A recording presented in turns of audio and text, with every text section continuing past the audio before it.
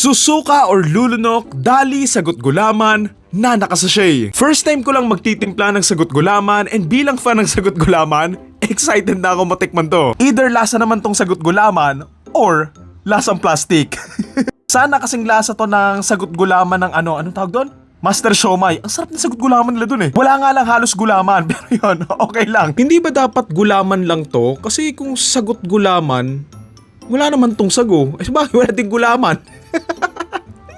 Unless yung flavor niya, lasa sang sagot gulaman, o diba? Sige, tikman na natin. Yung instruction, basahin nga natin. 1 sachet, isa-isang pitcher, 1 liter of cold water, tapos paghahaluin. Okay, ito na nga yung tubig ko. I'm not sure if 1 liter to, pero feeling ko 4 glasses of water na rin naman to. So, let's go! Siguro ang gagawin dito, kailangan meron kang sariling sago at gulaman. Tapos ito yung pinakapanglasa lang. Basically, yan. Shake muna natin. Gasa. Wala ba tong tear here? Yan, gumamit na lang tayo ng kutsilyo. Buksan na natin.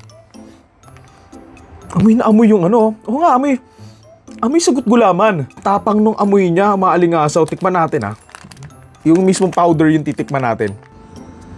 May ang tapang nung amoy. Tikman natin ha.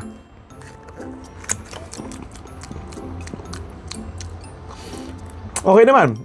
Ilipat na natin. Lord, I'm 1, Lord, I'm 2, Lord, I'm 3, Lord, I'm 4, Lord, I'm 5, Lord, I'm 6. Hila, alam ko sa lyrics. Ito lang yung binili ko pero isa na lang yung gagamitin ko kasi feeling ko kahit isa pa lang, sobrang tapang na. So, haluin muna natin. Shake, shake. Tandaan, baka matapon.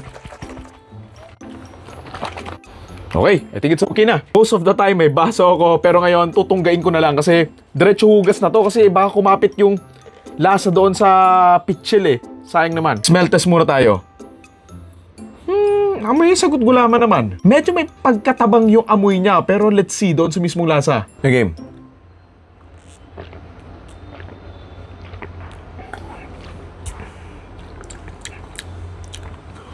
Medyo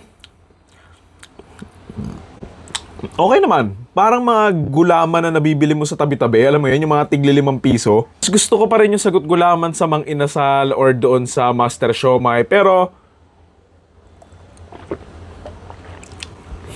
this would do. I mean, malasa naman siya. May pagkamatabang lang talaga siya na parang lasang artificial. I don't know ha. Lasang artificial yung pagiging sagot gulaman niya.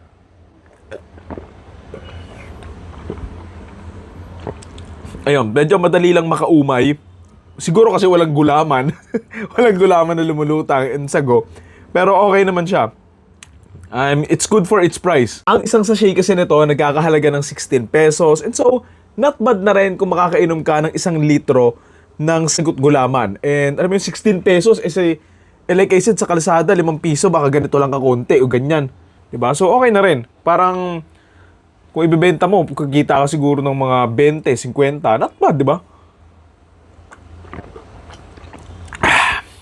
Okay. Siguro ito na lang iinamin ko mamayang gabi sa dinner. So, ayun. Okay naman yung lasa niya. Sulit na rin siya for 16 pesos para sa 1 litro ng sagot gulaman. It's not the best sagot gulaman. And of course, nakasachet nga lang din naman siya. Pero, it's good enough. So, yun lang naman. Dali sagot gulaman na nakasachet.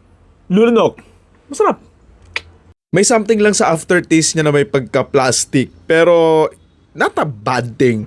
May magka-plastic lang talaga yung lasa niya. Pero, okay lang. By the way, kung isasalin nyo to or gagawa kayo na to sa pitchel nyo na lagayin nyo lang ng tubig, much better if ubusin nyo na agad tapos hugasan nyo agad. Kasi for sure, didikit yung lasa and amoy nito doon sa lagayan nyo. Lalo na kung pantubig lang naman katulad nito. So, yun. Yun lang naman. Ubusin nyo agad. Lang. Thank you.